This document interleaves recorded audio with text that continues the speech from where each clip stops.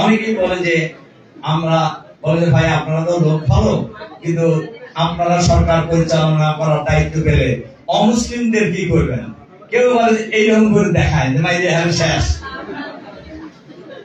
আমি তার উত্তর দিই যে ভাই 5ই আগস্টের পরে, আমি দুটো কথা বলি, 5ই আগস্টের পরে কয়েকদিন তো বাংলাদেশে কোন সরকার ছিল না। 5 তারিখ থেকে কয় তারিখ পর্যন্ত? 8 তারিখ পর্যন্ত বাংলাদেশে কোন সরকার ছিল না।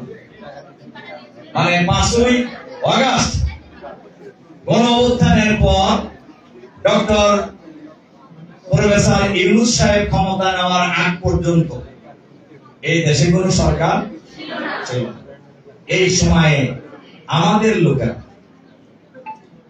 হিন্দুদের বাড়িঘর পাহারা দিয়েছে, মন্দির পাহারা দিয়েছে।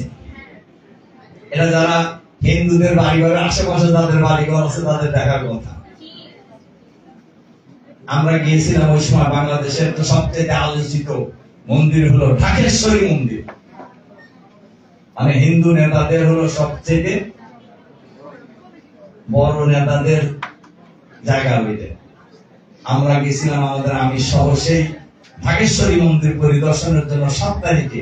5 তারিখে গণঅভ্যুত্থান হলো, আমরা গেছি হলো 7 তারিখ। সকল হিন্দু নেতা নেত্রীদের সাথে আমাদের বৈঠক হয়েছে। সেখানে কিন্তু আমরা এই কথা বলেছি তাদেরকে, তারাও বলছে যে স্যার আপনারা যেভাবে পাহারা দিয়েছেন এটা ঐতিহাসিক এবং আমরা বিশ্বাস করি। এবং আমরা তাদেরকে বলেছি, এর হিন্দু ছাত্রছাত্রী যারা আছো তাদেরও বলছি, গার্ডিয়ান যারা আছো তাদেরও বলছি, তোমরা নিজেরা নিজেদেরকে মাইনরিটি মনে করো, আমরা কাউকে মাইনরিটি মনে করি। আমরা মনে করি জন্মগত সূত্রে যারা বাংলাদেশের মানুষ তারা সবাই দেশের নাগরিক, আর যারা নাগরিক তারা সবাই সমান। একজন মুসলিম নাগরিক যেমন নাগরিক সুবিধা পাবে, একজন অমুসলিম নাগরিকও সকল নাগরিক সুবিধা সে ভোগ করবে।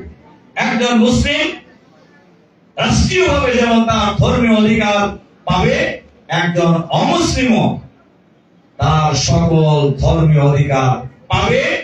আর একজন অমুসলিমের ধর্মীয় অধিকার নিশ্চিত করার দায়িত্ব রাষ্ট্রের, এবং রাষ্ট্র সেটা করবে ইনশাআল্লাহ। এভাবে আমরা খুবই বিশ্বাস করি। আমি যখন অক্সিজেনের কথা বলছিলাম যে আল্লাহ বৈষম্য করেন না, কাজেই বাংলাদেশকে যদি একটি বৈষম্যহীন সমাজ করতে হয়, বৈষম্যহীন বাংলাদেশ করতে হয়, তাহলে ওই আল্লাহর বিধান ছাড়া অন্য কোনো বিধান দিয়ে হবে না। মানুষের বিধান দিয়ে কিন্তু হবে না। আমাদেরকে অনেকেই প্রশ্ন করে যে খান ভাই আপনারা যদি সুযোগ পান শরীর প্রথমে কি শরীর আইন চালু করে দিবেন নাকি? আমি বলছি না, আমরা বাংলাদেশকে একটি ইসলামী কল্যাণ রাষ্ট্র বানাবো, ওয়েলফেয়ার রাষ্ট্র বানাবো। আমরা যেটা ছাত্র ছাত্রীদের স্লোগান ছিল উই ওয়ান্ট জাস্টিস, আমরা ন্যায় বিচার চাই। এই ন্যায় বিচারের বাংলাদেশ আমরা গড়ে তুলবো ইনশাআল্লাহ।